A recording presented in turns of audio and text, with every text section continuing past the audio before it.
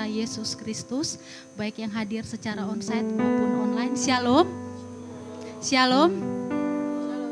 Baik, untuk tema kita hari ini yaitu mengapa ketaatan selalu menjadi beban dalam kehidupan kekristenan yang akan dibawakan oleh Bapak Wesley Parapat. Untuk pengumuman hari ini yaitu pertanggal 1 September 2023 untuk saldo POWI yaitu sebesar Rp1.324.100. Puji Tuhan. Untuk Bapak Ibu yang hadir secara online dapat juga memberikan persembahan melalui transfer atas nama Ibu Leni Karonianti Gultom. Baik, untuk pengumuman selanjutnya untuk Bapak Ibu, Saudara terkasih, baik yang hadir ini maupun secara online, untuk saat ini kita sudah memiliki akun YouTube. Jadi untuk Bapak Ibu yang saat ini hadir ataupun yang tidak hadir sudah dapat menyaksikan akun tersebut, atau jangan lupa dibantu like, komen, dan sub juga. Baik, sekian pengumuman POWI. Untuk minggu depan juga jangan lupa hadir kembali untuk ibadah. Terima kasih, Tuhan Yesus memberkati. Baik, sebelum memulai ibadah POWI, saya undang saudara terkasih untuk bangkit berdiri. Mari kita saat teduh sejenak untuk memulai ibadah kita.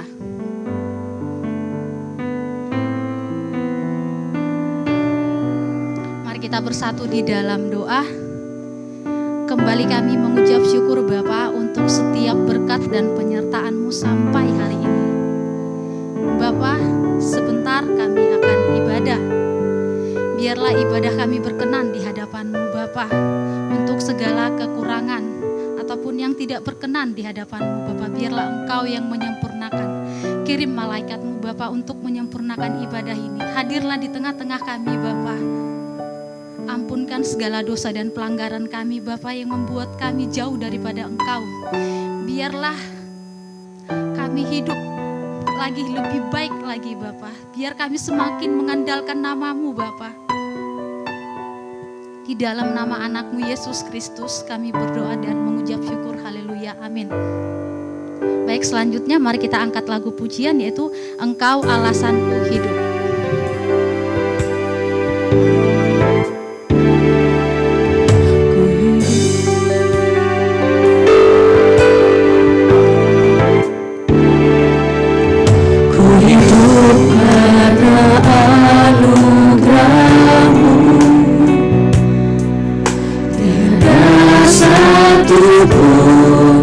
Dapat ku bangga semua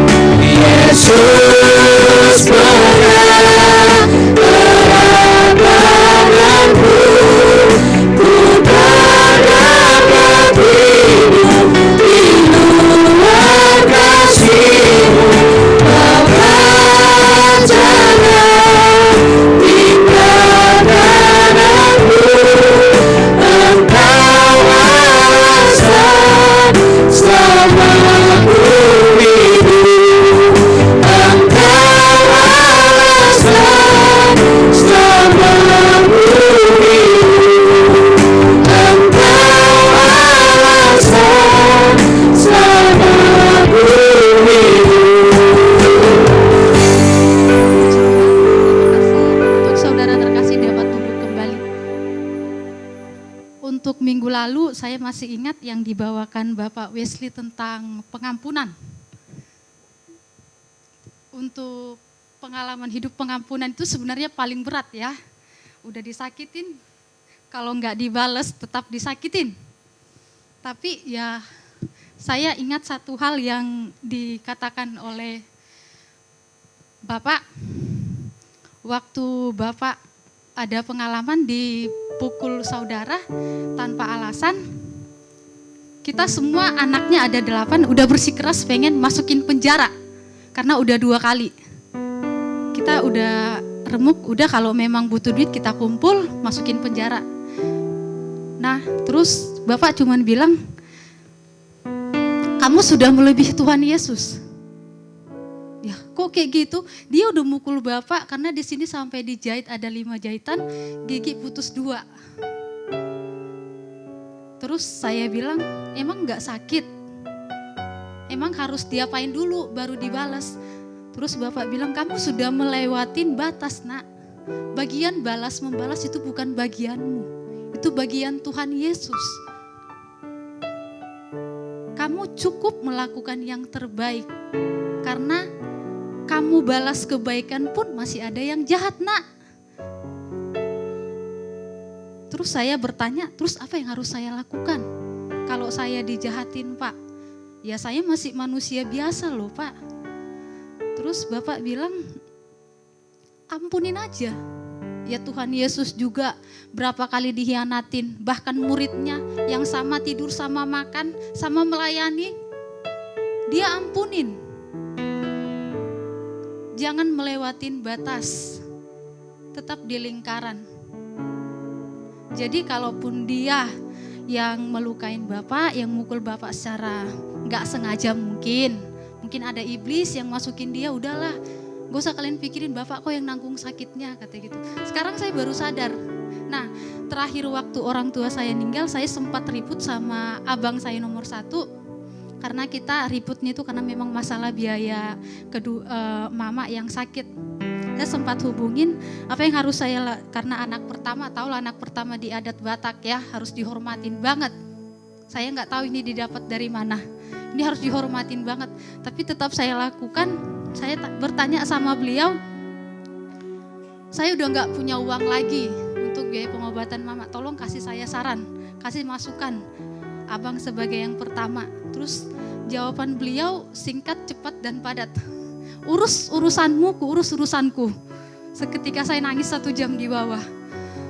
Saya berdoa, Tuhan apa yang harus kulakukan? Ya kalau itu enggak orang tuaku, ya itu kan orang tuanya juga gitu. Terus saya mikir, ya udahlah dijual lah, yang apa mau dijual. Bahkan tabungan biaya nikah udah habiskan aja semua.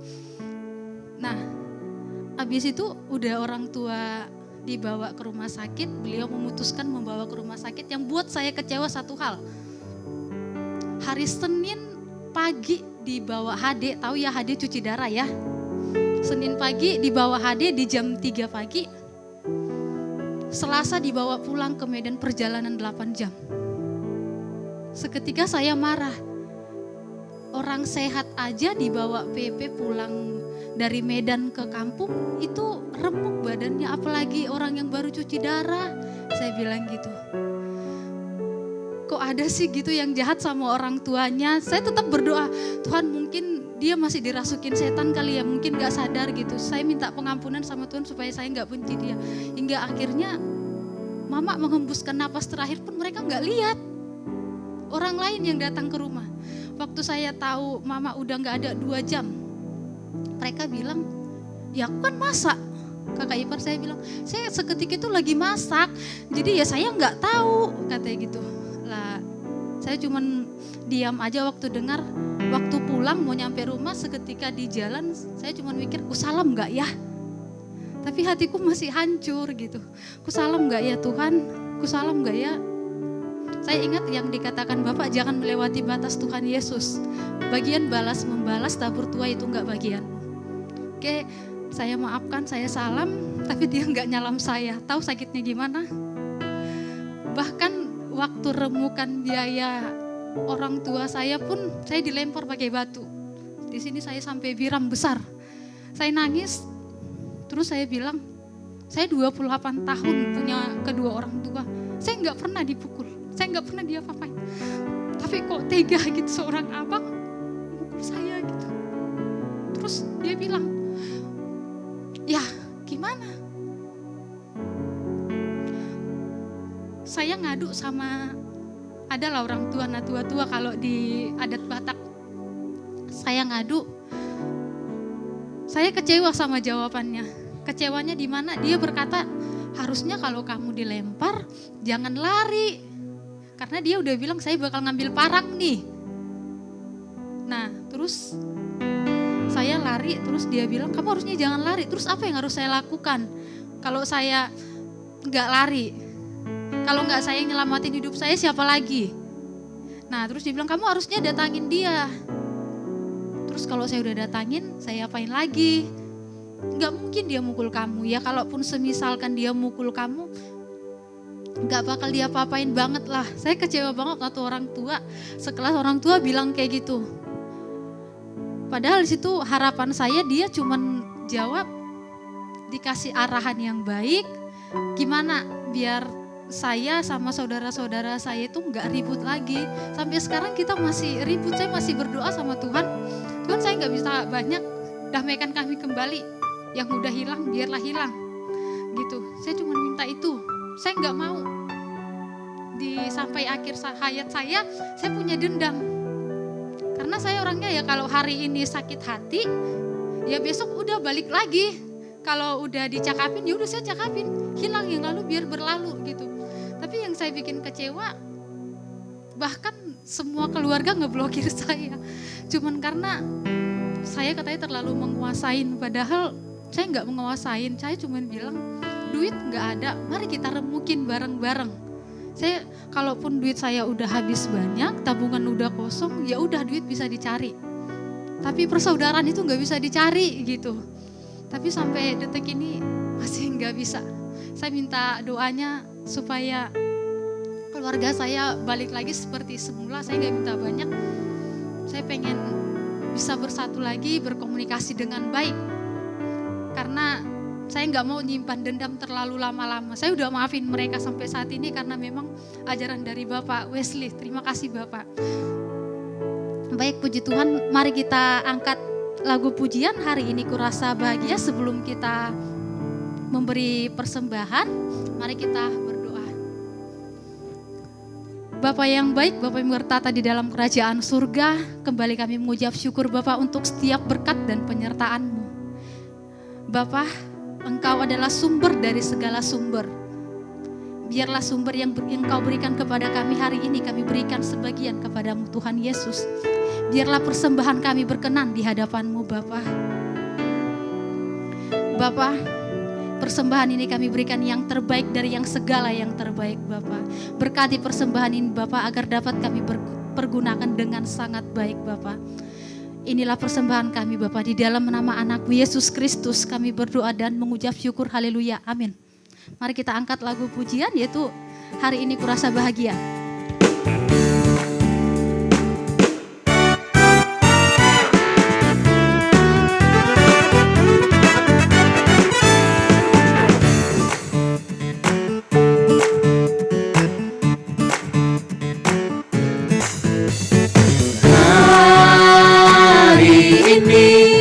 Rasa bahagia berkumpul bersama saudara seiman. Tuhan Yesus telah satukan kita tanpa memandang di antara kita. Bergandengan tangan dalam kasih, dalam satu hati, berjalan dalam kasih Tuhan. Kau sahabatku, kau saudaraku, tiada yang dapat memisahkan kita. Oh,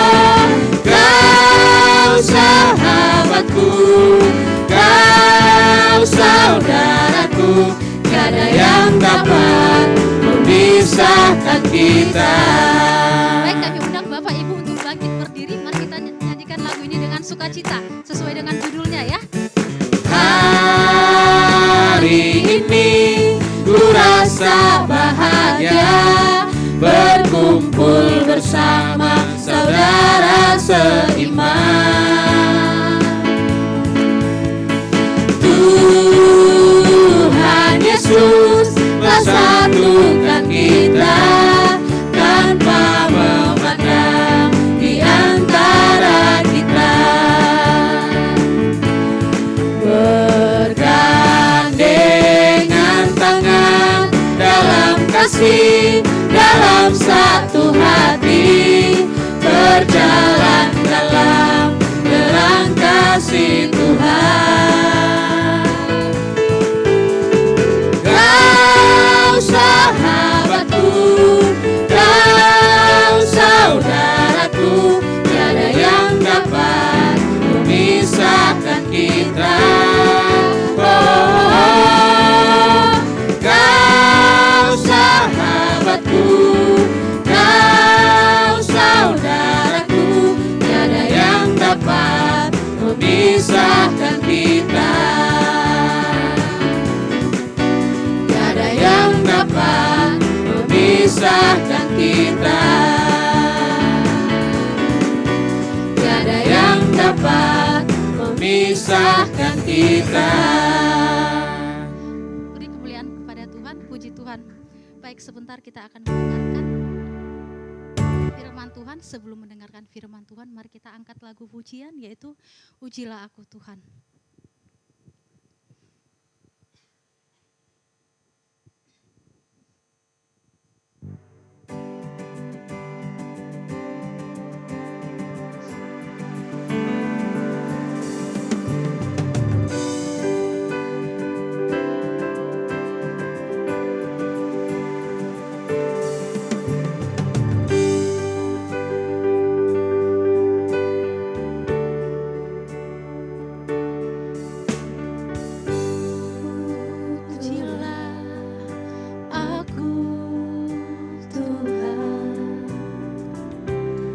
Cobalah aku Tuhan, selidiki batinku dan hatiku, mataku tertuju padamu. Aku cinta padamu Tuhan. Aku rindu hadirat-Mu Tuhan. Aku ingin selalu dekat padamu, menikmati kehadiran-Mu. Ku nyanyi Hosana bagi Rajaku yang duduk di tahta. Aku muliakan dan ku agungkan, Kau layak disembah. Ku nyanyi Hosana bagi Rajaku yang duduk di tahta. Aku muliakan dan ku agungkan, Kau layak disembah.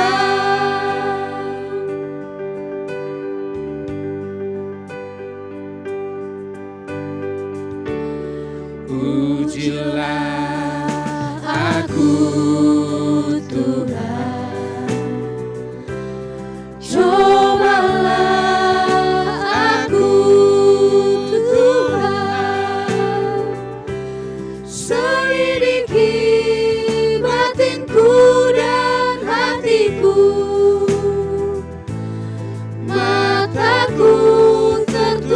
padamu.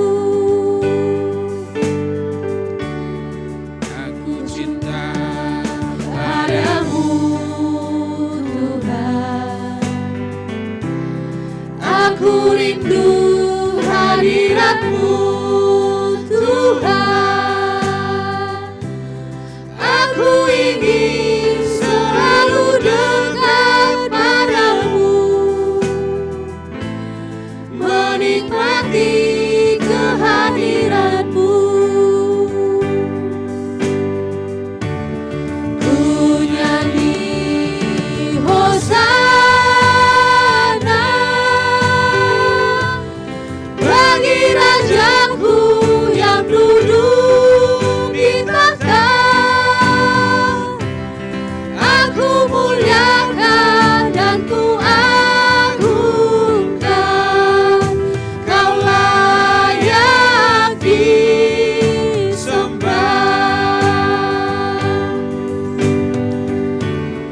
Ku nyanyi Hosana bagi Rajaku yang duduk di takhta. Aku muliakan dan ku agungkan, Kau layak disembah.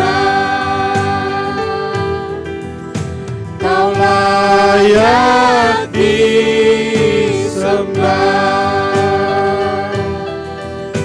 Kau layak disembah.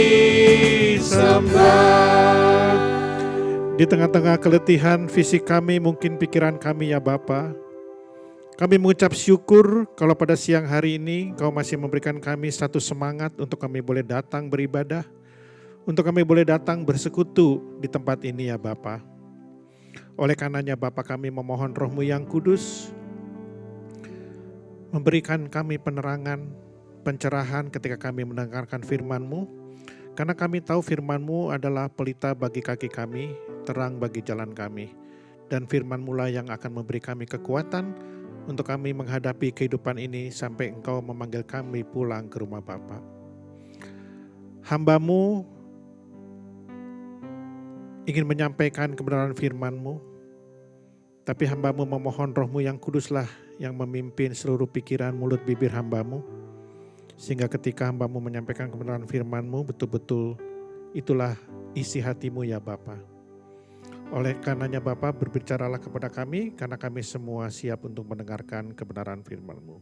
Di dalam nama Tuhan Yesus Kristus kami berdoa dan mengucap syukur. Sama-sama yang percaya katakan, amin.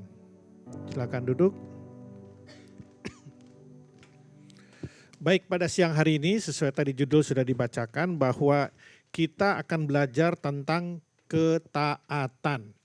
Nah, tema ini saya yakin tidak banyak dibahas di mimbar gereja. Karena apa? Karena kalau tema ketaatan dibahas, mungkin jemaatnya jadi sedikit. Jadi banyak biasanya jemaat atau gereja-gereja yang membahas tentang berkat-berkat. Tetapi seluruh pengajaran saya itu selalu berfokus kepada ketaatan. Bagaimana hidup kita berubah ketika kita mendengarkan firman Tuhan. Ya. Nah, kalau kita mau teliti dengan baik ya, sebetulnya kalau saudara membaca kitab Matius, Markus, Lukas, dan Yohanes, itu di situ diceritakan misi Yesus datang ke dunia ini. Allah menjelma menjadi manusia. Sebetulnya kalau kita mau teliti, hanya satu fokus dari Tuhan Yesus datang ke dunia ini, yaitu bertobatlah, kerajaan Allah sudah dekat. Dan message ini, pesan utama ini sudah disampaikan oleh seseorang yang diutus sebelum Yesus, yaitu namanya Yohanes Pembaptis. Jadi tema perjanjian baru sebetulnya adalah bertobatlah, kerajaan Allah sudah dekat. Tapi saya nggak tahu kenapa banyak gereja yang berfokus kepada mukjizat yang dilakukan Tuhan Yesus. Padahal kalau mau diteliti perjanjian baru intinya cuma itu. Bertobatlah, kerajaan Allah sudah dekat. Nah, untuk menyampaikan ini, Tuhan Yesus bukan hanya menyampaikan teori tentang bertobatlah, tetapi dia juga melakukan. Sehingga kita bisa melihat teladan dia apa yang dimaksud dengan pertobatan. Nah, inti dari pertobatan sebetulnya berbicara tentang ketaatan. Jadi ketaatan itu adalah satu-satunya cara untuk bertobat. Kira-kira begitulah. Ya, makanya saya heran kenapa banyak gereja tidak menyampaikan di atas mimbar. Padahal message-nya adalah bertobatlah, kerajaan Allah sudah dekat. Bagaimana cara bertobat? Kata Tuhan Yesus, taat. Masuklah dalam ketaatan. Nah, tetapi di dalam kehidupan kita hari lepas hari zaman sekarang, judul ini menjadi pertanyaan kita bersama. Mengapa ketaatan itu selalu menjadi beban dalam kehidupan kekristenan kita? Inilah yang akan kita pelajari pada siang hari ini. Kenapa itu jadi beban? Atau dalam bahasa lainnya begini, kenapa banyak orang Kristen sulit masuk dalam ketaatan? Ya, tadi kita sudah mendengarkan kesaksian dari Asima. Gampang gak itu? Enggak. Nah, ini ada hubungannya nih. Jadi nggak kebetulan tadi Asima bersaksi dulu nih. Ya, siapa tahu menjadi rema juga buat Asima nih, ya, pada siang hari ini. Oke.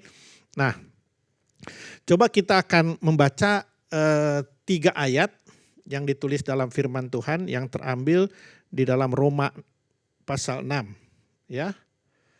Roma pasal 6. Demikian firman Tuhan. Jika demikian, apakah yang hendak kita katakan? Bolehkah kita bertekun dalam dosa? Boleh gak kita gak usah mengampuni terus? Bolehkah kita bertekun dalam dosa supaya semakin bertambah kasih karunia? Nah, ayat ini biasanya dipakai oleh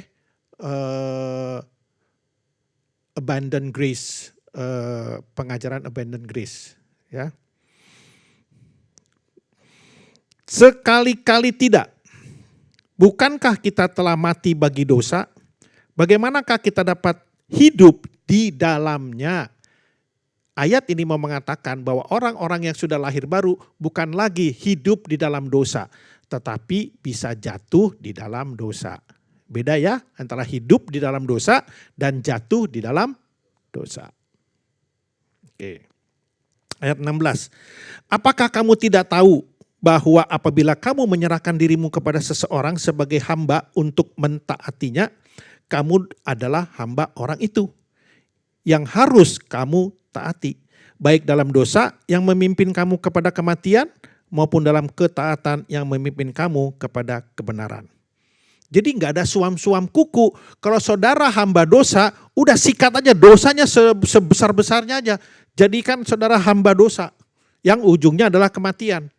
Atau saudara boleh memilih, ya, ketaatan yang memimpin di dalam kebenaran, yaitu mengikuti Kristus. Jadi ayat ini mau mengatakan bahwa kalau saudara itu adalah orang berdosa, ya udah, kalau saudara mau taat sama setan, ya sudah, taat aja sama setan. Kalau mau sama Tuhan, taat sama Tuhan. Tetapi taat di sini itu adalah kita mau menundukkan diri kita kepada orang yang kita taati. Ya. Nah, dari ayat ini kita bisa menyimpulkan definisi sebelumnya saya mau kasih tahu bahwa kata taat ini bahasa aslinya di dalam bahasa Ibrani adalah syama. S-H-A-M-A. Syama. Ya. Nah, syama ini itu mengandung pengertian mendengar, kemudian habis mendengar menyimpan, tentunya dalam pikiran ya, kemudian merenungkan juga di dalam pikiran, kemudian melaksanakan.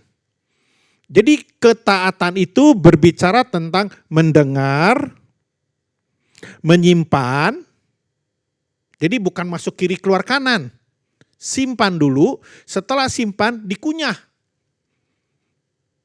Dikunyah, direnungkan, kemudian setelah itu baru diwujud nyatakan di dalam perbuatan melalui tubuh. Itu bicara tentang ketaatan. Ya. Sehingga kita bisa menyimpulkan bahwa definisi ketaatan adalah tindakan penundukan diri kepada orang atau pihak yang memiliki otoritas atas diri kita. Siapa otoritas yang ada dalam kehidupan kita? Suami, orang tua, kakak, orang yang lebih tua, direktur, supervisor, manajer, dan seterusnya.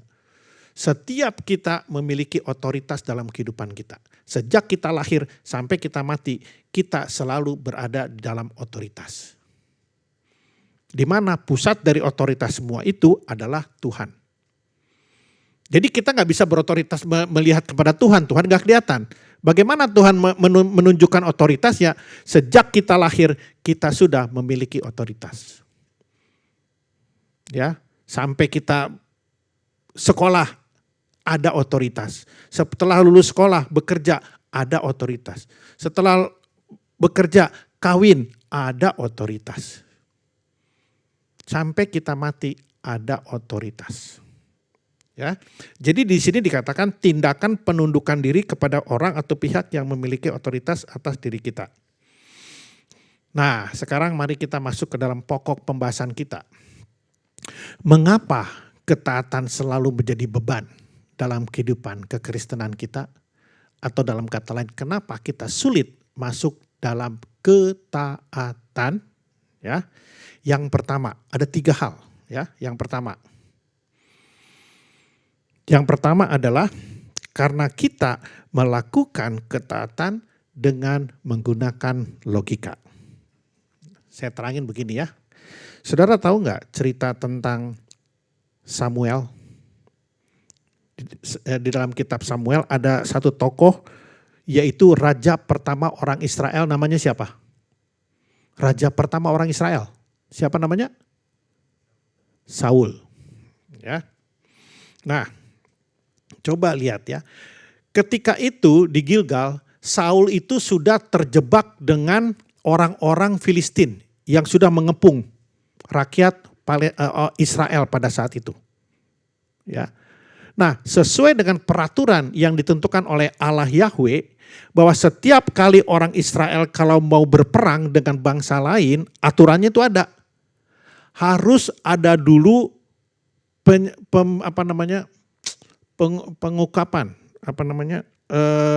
pengorbanan. Jadi dia harus melakukan satu liturgi namanya pengorbanan, memotong domba, kemudian dikorbankan kepada Allah dan bersekutu dengan Allah sebelum perang. Itu aturan dari Allah. Dan yang harus melakukan, memimpin liturgi tersebut, ibadat tersebut harus nabi dan bukan raja. Nah, nabi pada saat Saul itu jadi raja, yaitu adalah Nabi Samuel. Ya. Nah, apa yang terjadi? Ketika orang Filistin sudah makin dekat, mau menyerang bangsa Israel, si Samuel kagak muncul. Udah nanti 7 hari lagi saya datang ya. Setelah 7 hari ditunggu, Samuel nggak muncul ke dalam medan perang itu. Akhirnya apa yang dilakukan Saul? Dia lakukan liturgi dan dia sendiri yang memimpin. Padahal aturannya hanya boleh nabi yang memimpin. Lihat apa yang dia lakukan. Dia melakukan ketidaktaatan karena menggunakan logika. Jadi coba kalau kita berada di Saul, kita mungkin akan melakukan hal yang sama.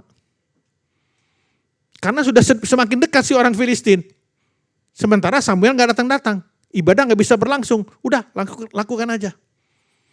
Tapi dengan ketidaktaatan tersebut, disitulah Tuhan marah kepada Saul dan Saul diganti menjadi si Saul ditendang dari takhta kerajaan, kemudian diganti oleh siapa raja kedua? Daud. Gara-gara ketidaktaatan tersebut. Ya. Nah, itu cerita tentang Saul. Ya. Nah, coba ada satu lagi cerita yang menggunakan logika. yaitu namanya Abram. Saudara tahu Abram ya? Yang kita sebut sebagai Abraham. Tapi sebelum ini dia namanya Abram. Apa yang dilakukan Abram? Allah berjanji, Abram, engkau akan memiliki keturunan sebanyak bintang di langit dan pasir di pantai. Segitu banyak. Terus dia melihat istrinya udah umur sekian 80 tahun. Dan dia tahu bahwa istrinya adalah mandul. Nah, coba kalau saudara jadi Abram. Mikir nggak? Logika itu berputar. Oh iya ya, mana mungkin. Dan ditunggu-tunggu nggak datang-datang itu anak. Kemudian datanglah Sarah, siapa namanya? Si Sarah, si istrinya Abraham. Kan Tuhan mau berjanji katanya punya anak. Ya, saya ini mandul, nggak mungkin punya anak. Kamu hampiri aja hambaku. Namanya siapa? Siapa namanya? Hagar. Kok cuman Pak Iwan terus yang tahu, yang lain nggak tahu ya? Jarang baca Alkitab. Hampiri si Hagar, kamu setubuhi, nanti dia punya anak. Itu anaknya. Coba bagaimana lihat Abraham mendengarkan usulan si istrinya ini. Logis nggak? Sangat logis. Kan dia udah mandul, umur sudah sekian. Hambanya masih muda dan tidak mandul. Gara-gara ketidaktaatan Abram pada saat itu. Karena dia menggunakan logika. Apa yang terjadi? Kita repot sekarang kan ya. Setiap masuk gedung sekarang harus periksa-periksa kan. Dulu gak ada. Repot ya sekarang ya. Naik pesawat, waduh di seluruh dunia itu semua ketat semua. Kenapa? Ada keledai liar. Padahal kita tahu keledai itu adalah binatang yang paling dungu, habis itu liar lagi. Nah, bisa bayangkan. Nah, jadi gara-gara ketidaktaatan gara-gara Abraham menggunakan logika, dia tidak taat. Ini yang pertama. Ya. Nah, di kisah Samuel juga itu, setelah itu kalau saudara baca di ayat di pasal 15, ini ayat pasal 13, ayat 15. Saul itu disuruh sama Tuhan menghantam bangsa Amalek dan membunuh semua sama domba-dombanya. Tapi dia tidak lakukan juga. Si Agag, rajanya, itu dibiarkan hidup. Sama domba-dombanya itu semua yang bagus-bagus itu dibiarkan hidup, gak dibantai. Padahal Tuhan bilang suruh dibantai semua, manusia dan hewan. Ketidaktaatan lagi. Terus dia bilang apa? Pakai logika.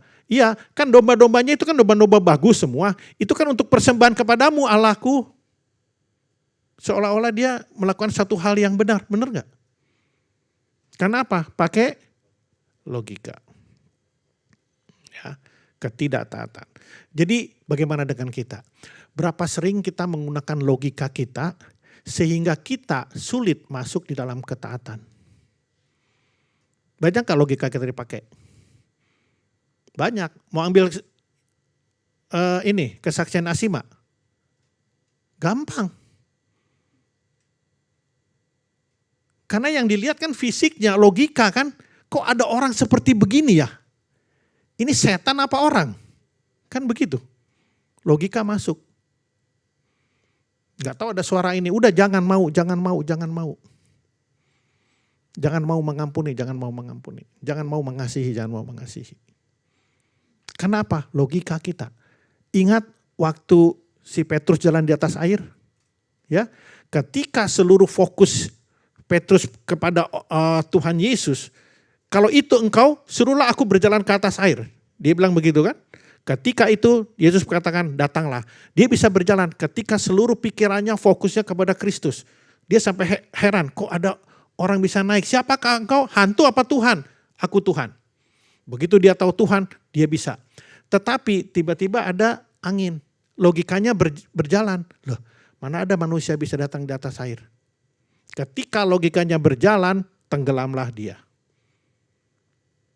Ketika fokus kita bukan kepada Tuhan Yesus dan menggunakan logika, kita akan sulit masuk di dalam ketaatan. Bahkan ketaatan yang paling kecil. Ya. Kemudian yang kedua, kenapa kita sulit masuk dalam ketaatan? Yang kedua adalah didorong rasa takut. Nah, ya, ini saya ambil satu contoh ilustrasi ya. Ada saudara yang pakai motor nggak di sini? Banyak yang pakai motor ya. Nah, coba lihat di Jakarta ini banyak orang lawan arah, betul ya? Sampai kemarin kejadian di mana tuh sampai meninggal, sampai luka-luka. Supir truk nabrak 7 sepeda motor gara-gara lawan arah. Nah, satu kali saudara naik motor lawan arah. Dah. Ketangkap nggak? Enggak. Besok ke kantor lawan arah lagi, ya kan? Terus saudara sudah lakukan ini 3 bulan. Tiba-tiba suatu hari ada polisi iseng di sana jagain. Saudara ditangkap. Kira-kira menurut saudara, besoknya saudara datang lagi enggak? Lakukan lagi apa enggak? Kira-kira? Enggak, kenapa? Karena takut. Jadi saudara besoknya tidak melanggar aturan lalu lintas karena takut. Takut apa?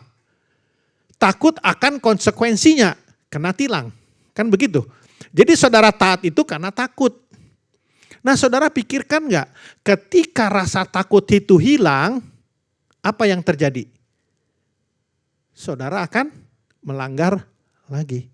Inilah kalau saudara melakukan ketaatan karena ketakutan akan konsekuensi. Ya. Jadi takut akan konsekuensi kalau tidak taat. Oke. Nah, itu yang pertama. Jadi banyak orang sulit masuk dalam ketaatan karena ketaatan yang dia lakukan didorong oleh rasa takut. Ketika rasa takut itu hilang, udah saudara akan melakukan lagi hal yang sama. Itulah ciri khas dari dosa, hati-hati. Ya. Kemudian yang berikutnya, bahwa takut akan manusia. Nah, saudara melakukan ketaatan karena saudara takut kepada manusia. Nah, contohnya paling gampang, ini sering saya ilustrasikan. Ada seorang karyawan ya di Indovision. Nah, kemudian dia jabatannya staff, dia punya bos manajer, kadep. Si kadepnya kebetulan pengurus POWI. Nah, dia tahu nih anak buahnya nih Kristen. Kamu Jumat, kamu Kristen ya? Kamu Jumat ke sana ya. Kamu harus datang ya. Ke lantai 16 ya, ibadah POWI ya. Ada di sini. Nah ini karyawan ini baru masuk nih. Atau kadang-kadang udah 6 bulan kerja. Nah pertama dia tahu bahwa ini Kristen, udah suruh masuk. Kira-kira ketaatan dia didorong oleh apa? Didorong oleh tanggal 25. Kalau nanti ada apa-apa, gaji saya nggak bisa naik nih. Kira-kira betul apa enggak? Banyak gak saudara pertama kali ikut besini di sini mungkin disuruh bos saudara kan? Jansen, ayo pelayanan, kata Bu Ivon. Mau ngomong apa Jansen? Bu Ivon direktur. Siapa tahu nanti kalau ada apa-apa ya kan saya bisa naik jabatan walaupun direkturnya bukan direktur saya tapi kan bisa ngomong sama direktur lain kan. Oh itu Jansen bagus nih gini. Karena apa? Setia dalam pelayanan kan gitu. Bener gak?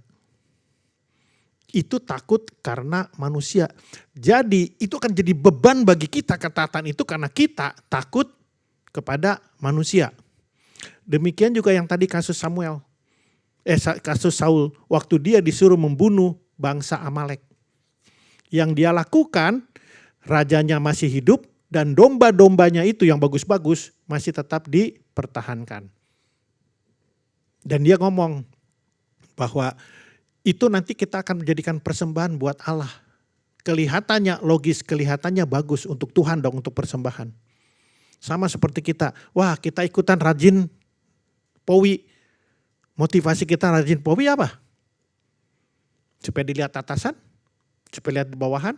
Gak ngerti juga. Atau memang kerinduan untuk untuk menangkap firman Tuhan. Karena saya tahu hidup ini tanpa firman lebih berat saya menjalani. Tapi dengan firman Tuhan yang saya dengar setiap minggu, itu membuat saya memiliki satu sukacita dalam menghadapi semua masalah. Bisa juga kan saudara motivasinya itu kan, itu yang benar. Ya, tetapi lihat si Saul. Coba kalau kita buka di dalam 1 Samuel 15 ayat 24 dikatakan demikian. Ya. Berkatalah Saul kepada Samuel, itu nabi di situ ya. Aku berdosa sebab telah kulangkahi titah Tuhan dan perkataanmu. Tetapi aku takut kepada rakyat, karena itu aku mengabulkan permintaan mereka. Bayangin. Karena rakyat itu yang mendesak si Saul untuk jangan membunuh domba-domba itu, biar rakyat bisa pakai, bisa ambil. Dia lebih takut kepada rakyat manusia daripada kepada Tuhan. Karena Tuhan bilang apa? Bunuh semua. Orang ataupun binatang itu harus dibunuh. Tapi apa yang terjadi? Lihat. Saul melakukan ketidaktaatan karena takut kepada manusia. Ya. Yang berikutnya. Kenapa kita sulit masuk dalam ketaatan? Karena sebagai sebuah kewajiban. Saya ambil contoh ya. Kalau saudara pergi ke gereja, pertanyaan saya, apakah saudara ini pasti rajin ke gereja yang ada di sini, betul apa enggak? Betul ya? Ini semua orang yang ada di sini itu pasti rajin ke gereja setiap minggu. Kalau enggak sakit, sehat pokoknya pasti ke gereja, betul kan? Pertanyaan saya, motivasi saudara ke gereja apa? Jangan motivasi saudara ke gereja hanya sebagai kewajiban keagamaan. Apa bedanya sama orang Farisi? Jangan sampai saudara datang ke gereja hanya sebagai kewajiban keagamaan. Nah, bagaimana mau ngetesnya? Nah, sekarang hari Jumat ya. Coba besok hari Minggu, saudara diam di rumah, jangan ke gereja. Nanti sore ada rasa bersalah enggak? Ketika saudara memiliki rasa bersalah, berarti selama ini saudara ke gereja sebagai kewajiban keagamaan. Tes. Jadi kalau nggak gereja nggak enak. Tapi kalau udah pagi-pagi ke gereja, pulang gereja, rasanya plong nggak? Gue udah selesaikan kewajiban gue, betul nggak? Akhirnya gue bisa hangout. Ntar ketemu ya. Atau sama keluarga, kita makan di sana ya, kita jalan-jalan kemana ya? Kita jalan-jalan ke Ancol. Tapi gereja dulu ya. Ketika kita sudah selesai gereja, rasanya itu pas lagu terakhir atau bawa berkat, plong gitu kan? Ada rasa gitu gak sih? Ngaku aja deh.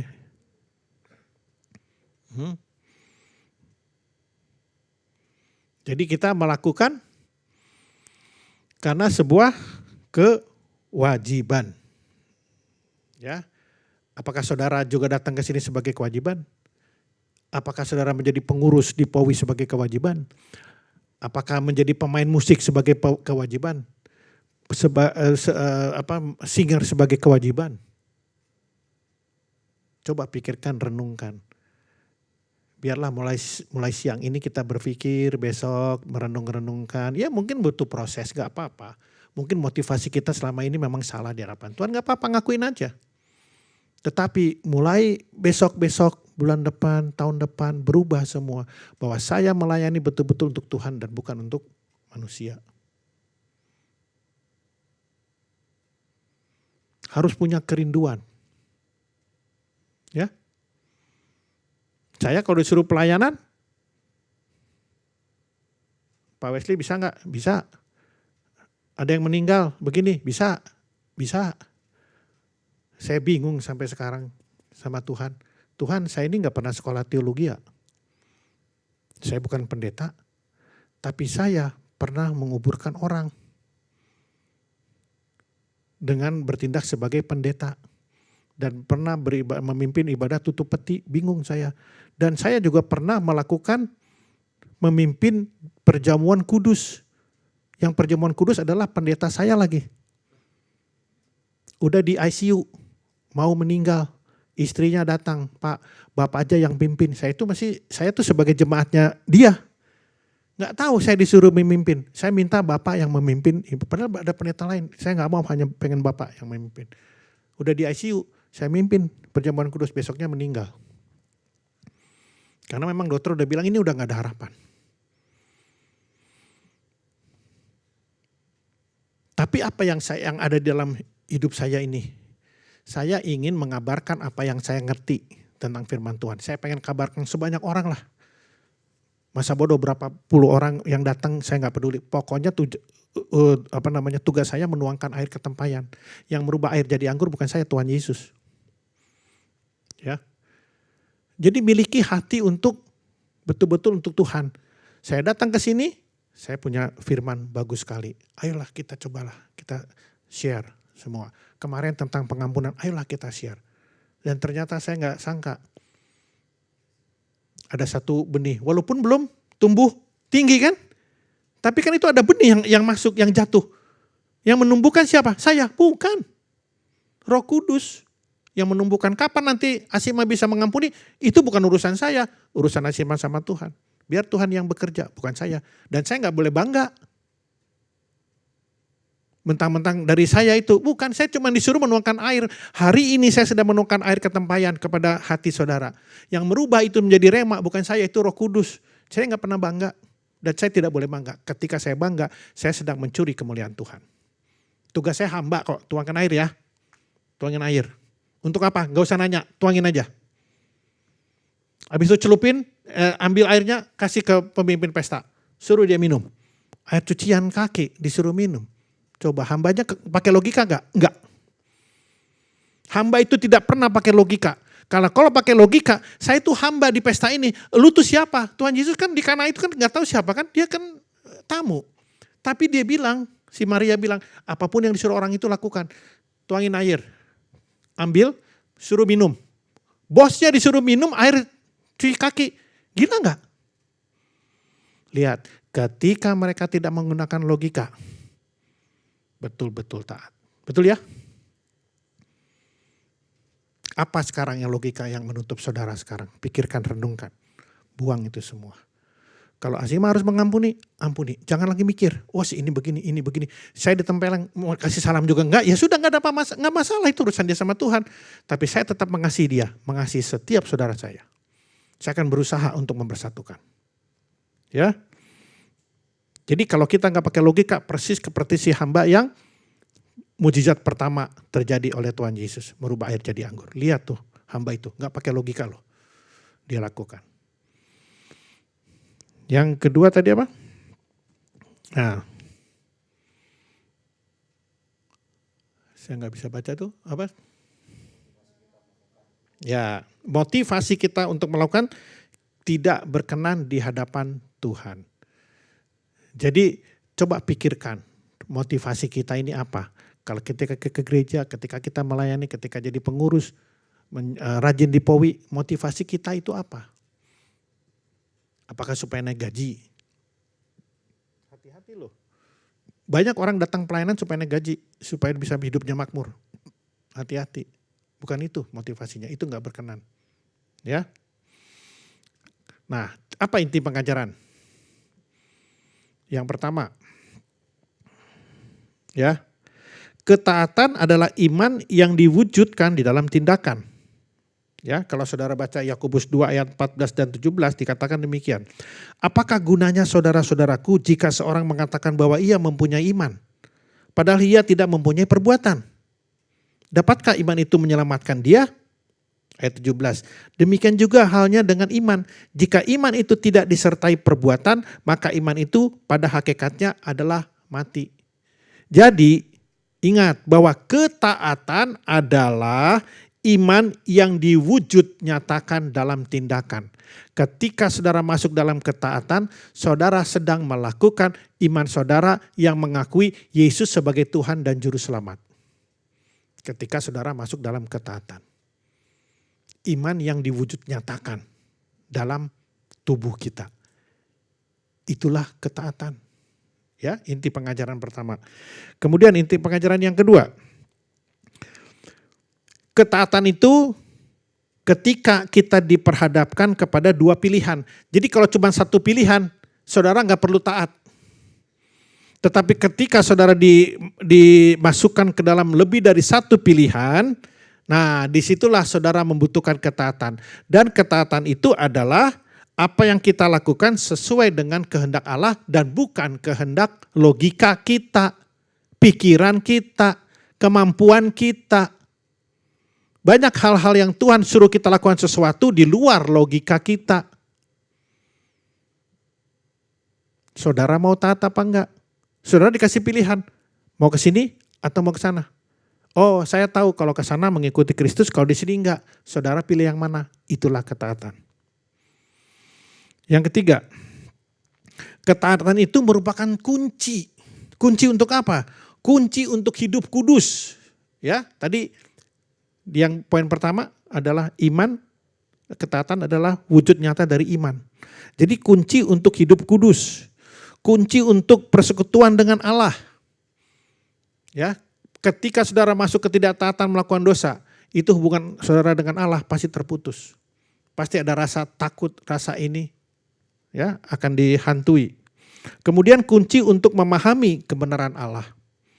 Kunci untuk yakin dalam doa. Ketika saudara masuk ke dalam ketaatan, saudara tahu apa yang Tuhan inginkan. Dan itulah yang saudara minta dalam doa saudara. Ya, ini kalau nggak salah pernah saya bahas dalam doa. Kemudian kunci dalam menerima berkat.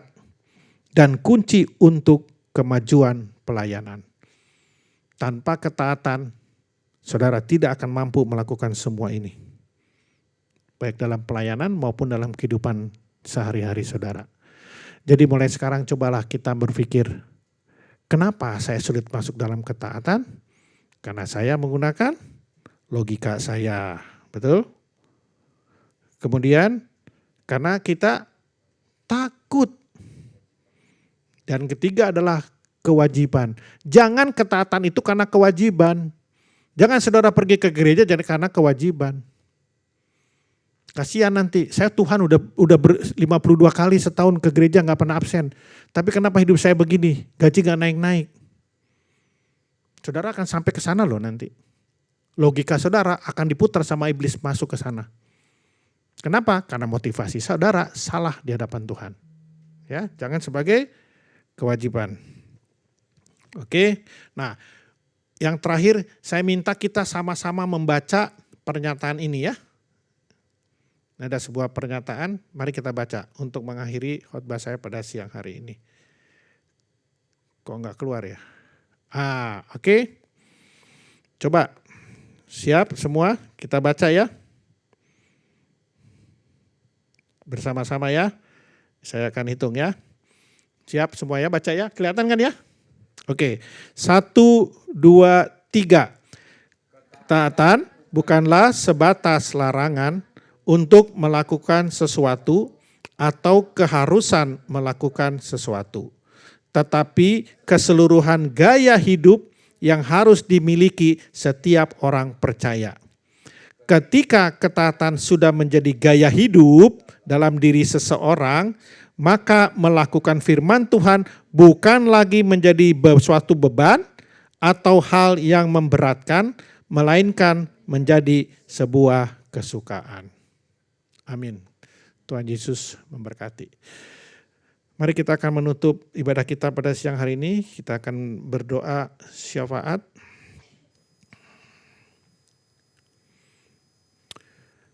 Bapa di dalam surga, kami mengucap syukur atas firman yang sudah hamba-Mu sampaikan pada siang hari ini. Biarlah firman ini menjadi rema bagi setiap umat-Mu yang hadir pada siang hari ini. Karena tugas hamba-Mu sudah selesai menuangkan air ketempayan. Dan biarlah Engkau yang merubah air menjadi anggur, merubah setiap firman yang sudah hamba-Mu sampaikan di dalam setiap hati jemaat-Mu untuk berubah menjadi rema, menjadi satu kekuatan baru bagi mereka di dalam menghadapi kehidupan ini Tuhan. Karena kami menyadari bahwa firman-Mu adalah pelita bagi kaki kami dan terang bagi jalan di dalam kehidupan ini Tuhan. Terima kasih atas firman yang sudah Kau sampaikan melalui hamba-Mu ini. Bapa dalam surga, pada siang hari ini kami bersatu hati masuk dalam doa syafaat kami Tuhan. Pertama, kami mengucap syukur atas penyertaan-Mu dalam kehidupan kami, dalam kesehatan, kalau kami boleh sehat sampai hari ini. Itu semua bukan take it for granted, tetapi kami percaya itu karena anugerah-Mu semata. Dan Kau mempunyai rencana kalau kami masih sehat sampai hari ini. Kami juga berdoa untuk pelayanan POWI yang sudah kami lakukan pada siang hari ini. Engkau yang memberikan terus hati untuk pelayanan kepada setiap pengurus, baik pemusik, WL, singer, maupun multimedia yang terlibat di dalam pelayanan ini. Engkau memberkati mereka semua Tuhan. Untuk mereka terus boleh berubah, bertumbuh di dalam pengenalan yang benar akan Engkau. Dan bukan hanya melakukan pelayanan ini sebagai satu rutinitas dan kewajiban saja. Kami juga berdoa untuk Bapak Haritanu Sudibyo dan keluarga besarnya. Kau memberkati keluarga ini Tuhan, sebagai pemimpin di dalam grup MNC ini, untuk dia boleh memiliki hikmat dari Engkau dalam menjalani seluruh aspek bisnis di dalam grup ini. Kami juga berdoa khusus untuk Bapak Ade Chandra yang Tuhan percayakan untuk memimpin MVN, Bapak Hari Susanto sebagai CEO di dalam MNC Vision dan K-Vision, dan juga seluruh jajaran BOD yang terlibat di dalam manajemen di grup ini Tuhan.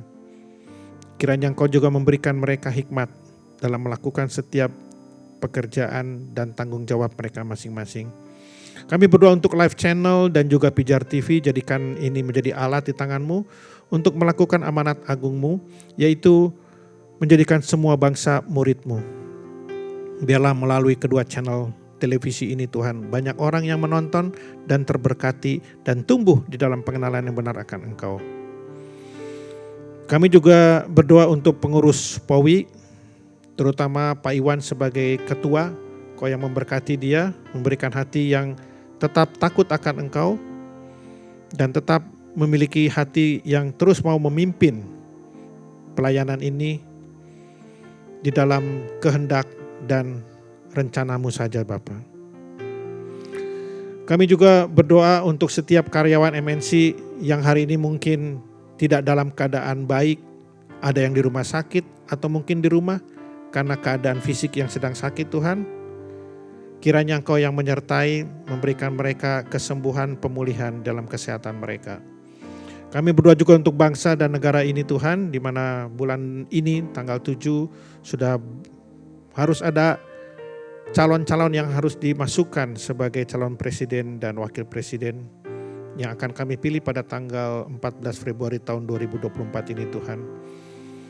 Pimpin semua setiap kegiatan dari setiap partai, berikan hikmat kepada seluruh ketua partai untuk membuat pemilu ini bukan menjadi ketakutan bagi bangsa ini, tetapi menjadi satu perhelatan yang bersukacita, satu pertunjukan demokrasi dalam negara ini, sehingga kami mau terlibat di dalam pesta demokrasi di tahun 2024 ini Tuhan. Berikan hikmat kepada Bapak Presiden, Wakil Presiden dan seluruh jajaran menteri dalam mengelola di akhir masa jabatannya. Biarlah Kau memberkati Pak Jokowi dan Maruf Amin. Terima kasih Bapak, inilah doa kami. Tapi di atasnya janganlah kehendak kami yang jadi, kehendak-Mu lah yang jadi atas setiap permohonan doa kami. Dan ajar kami untuk mengerti jawaban dari setiap doa-doa kami ini Tuhan.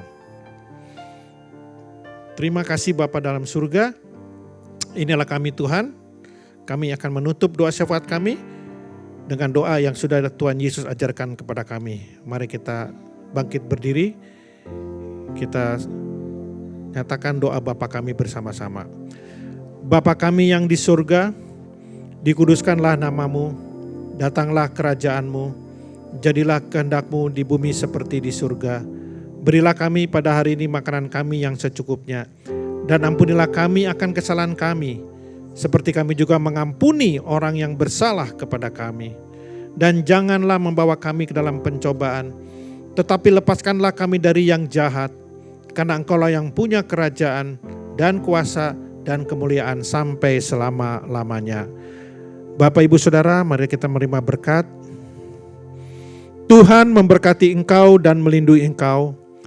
Tuhan menyinari engkau dengan wajah-Nya dan memberi engkau kasih karunia. Tuhan menghadapkan wajah-Nya kepadamu dan damai sejahtera Allah yang melampaui segala akal akan memelihara hati dan pikiranmu dalam Kristus Yesus. Di dalam nama Tuhan Yesus Kristus kita mengakhiri ibadah ini sama-sama yang percaya katakan amin. Terima kasih Yesusku buat anugerah yang Kau beri, sebab hari ini Tuhan adakan syukur bagimu. Sebab hari ini Tuhan adakan syukur bagimu.